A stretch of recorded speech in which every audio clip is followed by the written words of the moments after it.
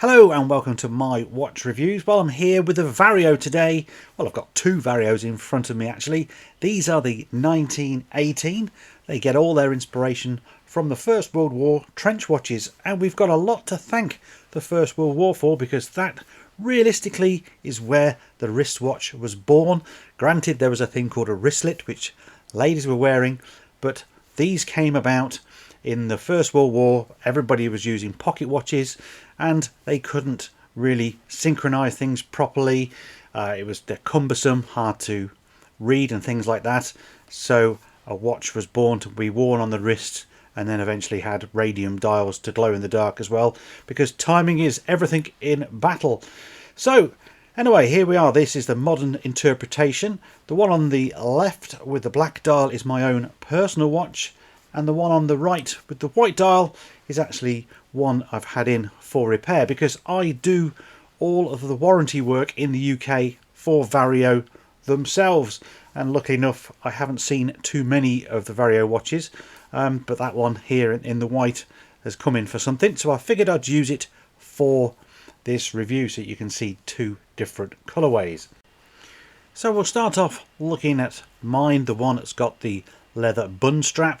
Now, I never thought I would like a bun strap, in all fairness, but this one came to me from the owner, Ivan. It was actually a gift for when I had cancer. Actually, I had prostate cancer in 2022.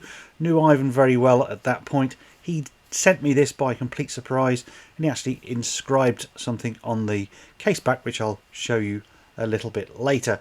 And I was quite surprised by receiving the watch, for one, but then when I actually put it on my wrist and wore it, I was like, actually, I quite like this. I didn't think I would when I was originally seeing them firsthand. But yes, I mean, I have a very broad taste in watches, but there is just something quite nice about this. It's got all of that vintage inspiration. It's a 37mm case, although you can get it in a 40mm should you prefer. But it's got that classic look, and you know, it's something about the straps that they're using, the lugs are like those hoops, for want of a better word, and it's just harking back to the past, but obviously with a modern and reliable twist. There is so many different colorways on this one. I will try and put a little screenshot of them now. So here we are on the Vario website. You'll also now clearly see the price of this watch, which is 314 UK pounds. Depending on your country, it might be slightly different. And here we go, lots of different colours, as I say. Here's the ones with the vintage Lume look, including the one I have, all very in keeping with the originals. And here we have brass case ones. I actually really like the look of these as well. And it just keeps going. Then we have the medic ones, which have basically got pulsations, so you can measure the person's heart rate and ascertain how bad or good they might be. Yes, there's even a guard look, as you can see, for shrapnel. So Ivan's gone to town and given you all different varieties with the same sort of twist. And yes, there's lots of different bun straps to go with them as well. And the joy with the bun strap is you can actually take the bun bit off and just wear it as a strap completely, as a normal watch would be. Let's get close up on the dial. Now, please excuse the debris you can see in this shot. I only see this in edit, and of course when I was filming I couldn't. My eyesight isn't as good as it was, and I am filming outside as well, which doesn't help. That dust and debris is just on the top of the glass and definitely not underneath. So, looking at the dial, first of all, cathedral hands. The cathedral hands fit this watch perfectly. It is in keeping with the time and the genre that Ivan's going for. I like on this one how the hands are black as well, and then you've just got the fake vintage Lume fill there. The Arabic numerals, here we go, we can see on the white one. Well, they are great, aren't they? The whole idea of this watch, it was supposed to be legible. Again, back on the battlefield, Roman numerals were cumbersome, a bit harder to read. Numbers were a lot easier, and that's why it was changed over. The red 12 on this one, again, it just gives you a bit of contrast, but it draws you to be able to tell the time at a glance. Very easy.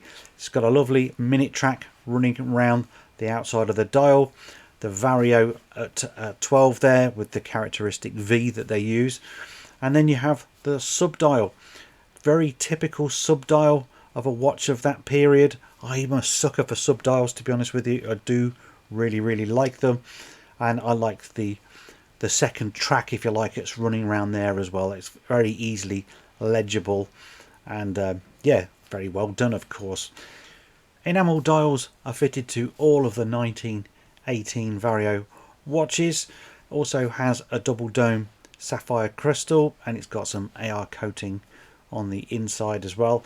And the Lume, well, the Lume is C3 Super Luminova, and let's go over to the Lume shop. And here we go, quick flash of the UV torch to charge it up, and you can see that my black one is fading first. Not surprising really, because that type of Lume with the faux patina just fade quickly, and of course it is applied onto the dial rather than actually in an indice, and therefore it doesn't last as long as you'd like. The camera's not picking it up now, but it does continue for a little bit longer, and you can read it actually for a few hours. In fairness, that is the hands rather than the numbers on the dial. The case finishing, well, it's tastefully done in keeping again with that genre. It is all stainless steel that you're looking at. It's circular brushed at the bottom there. The lugs are highly polished. The bezel's highly polished. The crown is also highly polished and signed with the Vario V. Crown is screw down, and it's at 4 o'clock. It's offering only 100 meters of water resistance. Now, I do like a crown at 4. I think it suits this watch very well as well.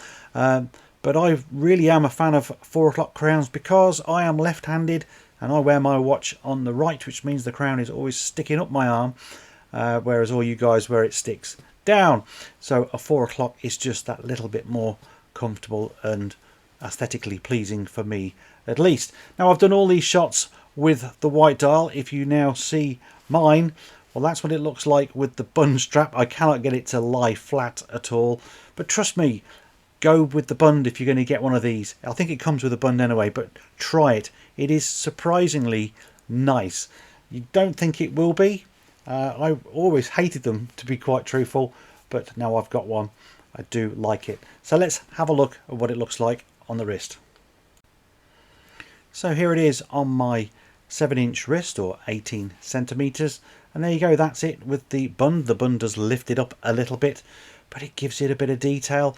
At first you think it's strange. People will notice it and talk to you about it and ask you questions, but if you don't want to have that, then here it is without the bund. It's very easy to remove these, and it gives you that same look as well. Look, it's great. Sits just a bit lower on the wrist, of course. The leather is lovely on this strap, and they do soften up really nicely, and it's dead easy to remove. It's like a big screw at the back.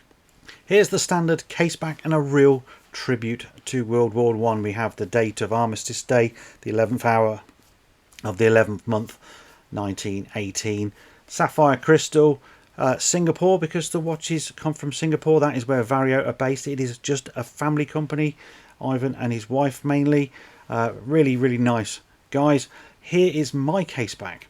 So it's my 50th birthday. I'd only been 3 weeks out of surgery. This turns up on my doorstep. Happy birthday, Michael, and life goes on. And life does go on, and my life now uses that motto, to be honest with you.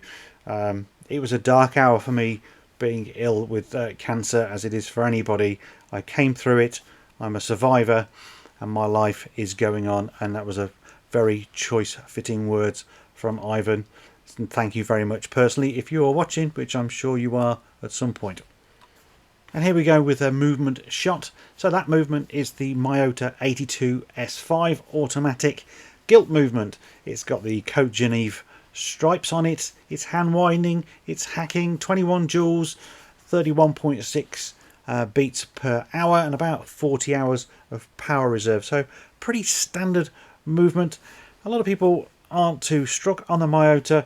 I'm kind of on the fence. They are a practical, out of the box movement that work perfectly fine. and the only gripe people have got is the fact that it will only wind the automatic one way, so anti-clockwise as the rotor spins winds the movement, and so therefore when it spins the opposite way it spins a lot faster and people can hear it. But realistically, is that a really big problem? It isn't for me, and in this watch, to be fair, certainly with a bun strap, you can't really hear it anyway. So let's test the watch on the time grapher. So I'm going to test in all 4 positions. This is obviously speeded up as well, and tested on my watch mainly because the other one has come in for a repair.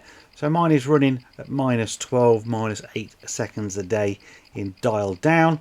If we stick it in dial up, we are seeing a little bit of noise. You can see those extra dots, and that is a little bit annoying. What my Ota seemed to do is apply oil to the pallet fork pivots, which is a bit of a no-no really, and it gives you these slightly erroneous readings. And I only know that because I've found out firsthand trying to rectify those readings and cleaning it all off, and it then sharpens it all up and makes it look good. But of course for this one it's looking absolutely terrible. But trust me, this watch is really running marginally slow but perfectly adequate in all of those positions despite the noise that you can see. Right, so let's just sum up the video. So firstly, you've got to like the design of this watch. I personally do. There's nothing really else out there quite like it. You can get the original still, but you know, they are radioactive, they are very old, very temperamental, and here you get that look with all the modern assurances that it's going to be reliable and safe to wear for that matter. The price point, well, it's $400, 314 UK pounds. And it might be a little bit steep, but then it is, knowing the brand as I do, they don't make them in high numbers. You can't get the price as low as perhaps you would like as a result. But again, you know, £300 for a watch like this, again, there's nobody else doing it, so I think it does offer value for money. Yes, you could argue it could have a better movement, but there are various reasons for choosing that, the main one being that it's got a sub dial. The Seikos, for instance, do not offer that sub-second dial. Equally, Vario offer a 2-year guarantee, or warranty should I say, and they do honour that, and I'm testament to that because again I do their warranty work, and I may have, I don't know, done 15 watches I think over the last 2 years. It's not a lot, is it? I do know they sell a lot more than that, of course, and they're coming back for various little bits and pieces. Often I think they've been dropped, in all fairness. So there we go. If you like the video, then please of course give it a thumbs up. Leave your comments below. I'd be interested to hear what you've got to say on this genre. Please go and check out Vario. But it's not only do they do this model, they do lots of different ones. There's another review I've done of theirs, which I'll leave at the end of this video. But they also do some straps as well, and their straps are absolutely cracking. They're really, really nice. So give Vario some support. Go and have a little look at them.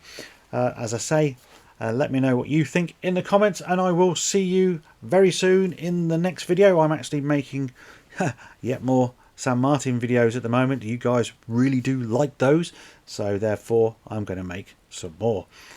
See you soon. Bye for now.